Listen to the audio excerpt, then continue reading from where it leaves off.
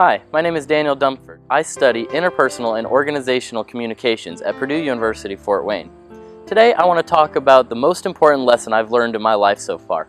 Cherishing your loved ones while you still have them, because you never know when the next time you say something to someone will be your last. How do you want to remember them when they're gone? And how do you want them to remember you? It was November of 2016.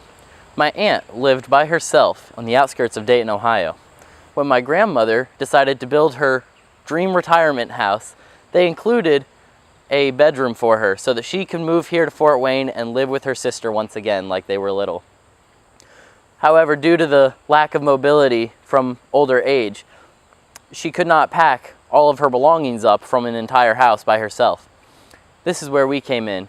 My family and I, my brothers, sisters, and father, all decided that we were going to go down to Dayton, Ohio, pack the stuff up, put it in the truck, and bring it back here to Fort Wayne.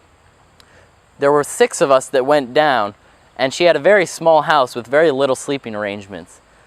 The best idea? Our camper. My dad had a 1-ton pickup truck and a 29-foot travel trailer that we used to go camping, and there just so happened to be an open lot beside the house. We had 2 moving trucks, the camper and the pickup truck, and a van with my aunt in it. We had the 4-car convoy ready to go. My dad driving the biggest moving truck as it was the most difficult to drive.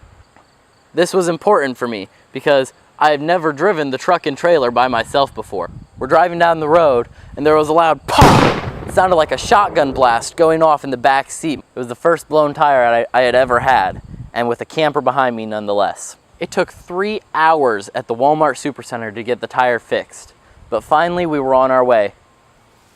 Then it began to rain. Great, another obstacle. Rain had never been an issue for me before, but it made me a little uncomfortable because it was very heavy and I had never experienced this with that big of a trailer behind me.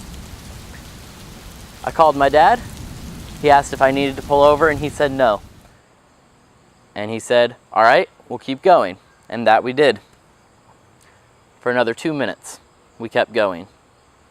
It was at that point that a huge gust of wind hit the side of the trailer. The trailer came out from beside me. The truck went off the road. The camper on its side down into the ditch. And the truck that I was driving up the hill rolled down into the bottom of the camper. This is the moment that I speak of. It was at this point where I just grabbed the steering wheel, held on for dear life, and this is where you start thinking about these relations that you have. I was cleared by the paramedics. They said, "You're lucky, kid. I don't know how you did it." Me and my dad leave the camper on the side of the road to be towed away to the junkyard along with the truck.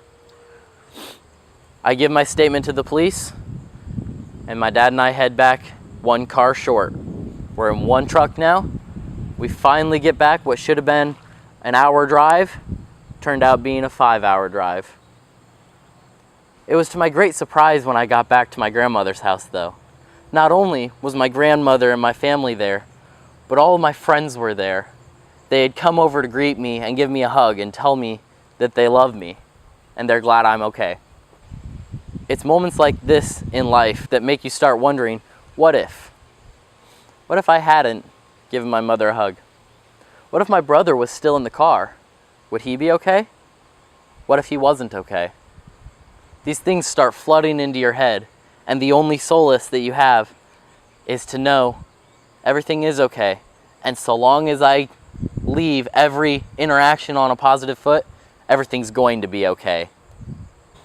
It's moments like this that I say strive for greatness. Strive to be the best person you can possibly be. Because if you are the best person you can be, that's your legacy.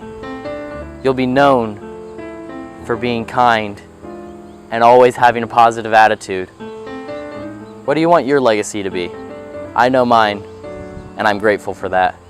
And I hope that you will find yours someday.